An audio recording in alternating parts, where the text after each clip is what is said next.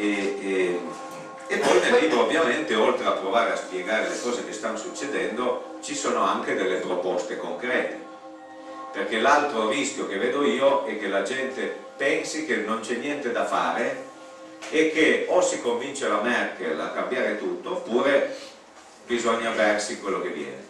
Secondo me, no, secondo me, insomma, credo sia dimostrabile, non è vero.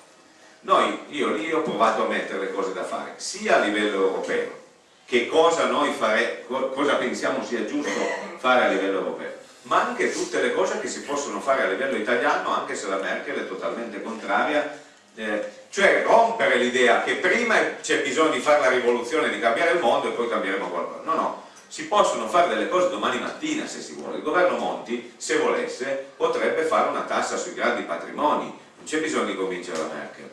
Potrebbe usare quei soldi per fare la riduzione delle tasse sui pensionati e sui lavoratori, aumentare gli stipendi, potrebbe mettere un tetto alle pensioni, non c'è bisogno di aspettare la Merkel, e ai cumuli, agli stipendi dei parlamentari e agli stipendi degli altri papà. Cioè ci sono un mucchio di robe che si possono fare. Si potrebbe trasformare la Cassa Depositi e Prestiti in una banca pubblica.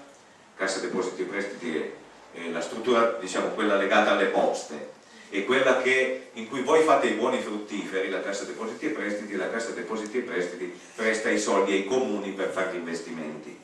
Quella roba lì si può che ha una struttura enorme attraverso la struttura delle poste, cioè a sportelli in tutta Italia, si potrebbe trasformare in una banca pubblica e usare quella per prendere prestiti dalla banca centrale all'1% e usare quei soldi per fare investimenti pubblici, ad esempio per fare un piano del lavoro. Ci vuole un piano del lavoro pubblico che faccia lavorare i giovani, perché altrimenti qua la disoccupazione continua a aumentare e il governo non fa nulla. Perché non mettiamo i pannelli solari su ogni edificio pubblico? Perché non facciamo il riassetto idrogeologico del territorio, invece che tutte le volte che piove viene giù la montagna, le colline, e raccogliamo i morti e i feriti? Cioè, non è che non c'è niente da fare, io lì ne ho fatte 30, non so quanto, insomma, ho messo 35-36 proposte, ma se ne possono fare il doppio di cose che volendo si possono fare. Il libro quindi cerca sostanzialmente di spiegare un po', di far vedere che non c'è nulla né di naturale né di oggettivo in quello che sta capitando, ma l'economia e l'uso dell'economia è semplicemente lotta di classe fatta con altri metodi.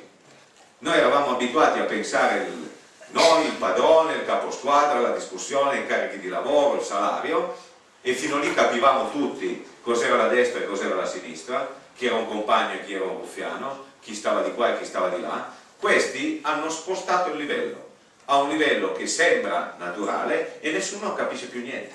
Non capisce più, come mi ha detto un delegato sindacale, finché c'è da discutere di salario io capisco cos'è la destra e cos'è la sinistra. Quando c'è da discutere di spread io non lo capisco che cos'è la destra e la sinistra. Ecco, il libro prova a dare una mano a ricapire che cos'è la destra e cos'è la sinistra anche sulla speculazione. E dall'altra a dire, guardate, non è vero che non c'è niente da fare, ci sono tante cose che si potrebbero fare. Quindi rompere il senso di impotenza e di fatalismo, perché altrimenti la cosa che passa, e ho finito, poi dite voi o no, la cosa che passa, se ci pensate, sembra una roba in cui i mercati finanziari sono come una divinità che non bisogna innervosire, che si arrabbia, che il popolo è come se avesse peccato, come ci dicono ogni tanto, abbiamo vissuto al di sopra dei nostri mezzi, no? La gente che ha 800 euro di pensione, secondo questa storia, ha vissuto al di sopra dei propri mezzi, che uno viene voglia di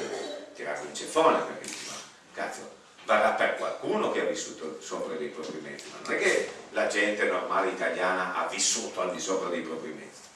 E poi allora ti dicono, tu hai peccato, dici hai mangiato troppo, hai fatto il carnevale, adesso ci vuole la quaresima, devi tirare la cifra. Così ci facciamo le divinità del mercato, non si innervosiscono più, e Monti fa il buon padre di famiglia che amministra questo passaggio, diciamo, dal carnevale alla quaresima.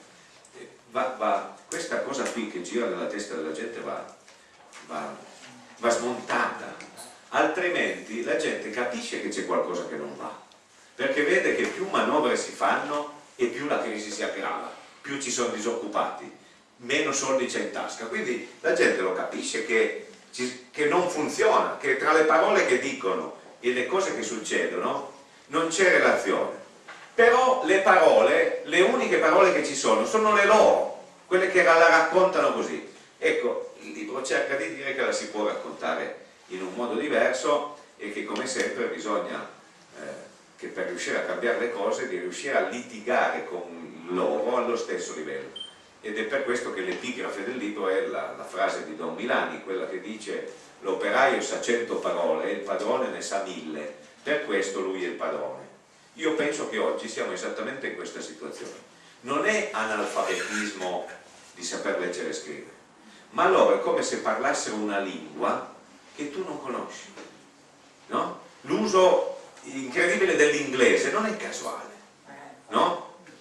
Continuamente tu senti un telegiornale, secondo me metà del popolo italiano non capisce letteralmente che cosa viene detto. Guardate che non è un caso, è voluto, perché la possibilità di spaventarti per farti accettare qualsiasi cosa è decisiva, e le cose che ti spaventano di più sono quelle che tu non capisci, perché se una cosa la padroneggi non ti spaventa più tanto. Se invece tu una cosa te la dipingono come devastante e non capisci che cosa ti può succedere, e tu sei come un bambino che gli racconta che c'è il babao fuori e che se esce di casa se lo mangia. Veramente, secondo me, siamo in una condizione così. C'è un'ignoranza voluta. Ecco, io penso che il primo compito dei comunisti è fare quella che Marx chiamava la critica dell'economia politica, cioè di far capire che cosa c'è dietro il velo dell'ideologia, delle balle, dei programmi con le ballerine, no? Di far capire che cosa c'è. Assieme a questo, di individuare i percorsi politici e i contenuti concreti, le rivendicazioni concrete da fare. In qualche modo questo è un pezzo del lavoro politico che io penso sia necessario